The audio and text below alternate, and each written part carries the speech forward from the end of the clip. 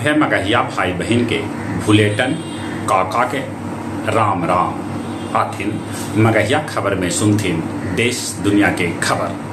प्रधानमंत्री नरेंद्र मोदी आज यूएनओ के करतन संबोधित। वो कहलन कि क्वाड कोई हालत में खत्म न होए। आज विपक्षी नेता राहुल गांधी जम्मू कश्मीर में पुंछ में करतन चुनावी सभा।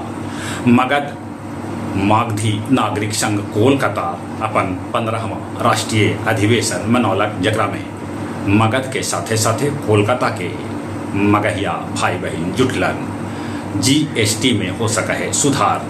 लीची, मशरूम आओ मखाना में बिहार है नंबर 1। कानपुर में रेल पलटे के साजिश कर दिल गए नाकाम। लड्डू विवाद पर श्री श्री रविशंकर कहलन कि 1857 के विद्रोह लिखा है। अमेरिकी राष्ट्रपति जो बाइडेन कहलन कि चीन हमार परीक्षा न लेवे। उन्हें श्रीलंका के नया राष्ट्रपति बनलन अबूरा दिसनाय के प्रधानमंत्री नरेंद्र मोदी उनकरा दिलन बधाई। रूस के परमाणु परीक्षण हो गए फेल, ओकर लॉन्च पैड भी हो गए तबाह। इजरायली हमला में 22 गो स्कूली लैकन के मारे जाए के है सूचना। हमास भी इजराइल पर कैलक ताबड़तोड़ हमला।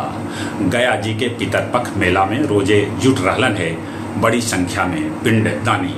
सीता कुंड में थोड़ बहुत हो रहा है पिंडदानी सभे के परेशानी। बोध गया में पकड़ेलक गाड़ी चोर। रोज हो रहा है फल्गु महाआरती। और अब कुछ खेल के समाचार। पहल का टेस्ट मैच में भारत बांग्लादेश के 280 रन से हरा दिलक। और अश्विन बैटिंग और बॉलिंग दोनों में कैलन कमाल। 97 बछर बाद चेस ओलंपिक में भारत के ऐतिहासिक जीत हुई। वो 3 गो स्वर्ण पदक जीतल।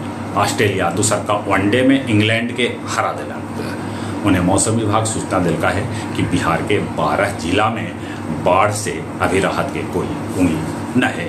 चलिए एक बार फिर से अपने सभे के भुलेटन काका के राम राम।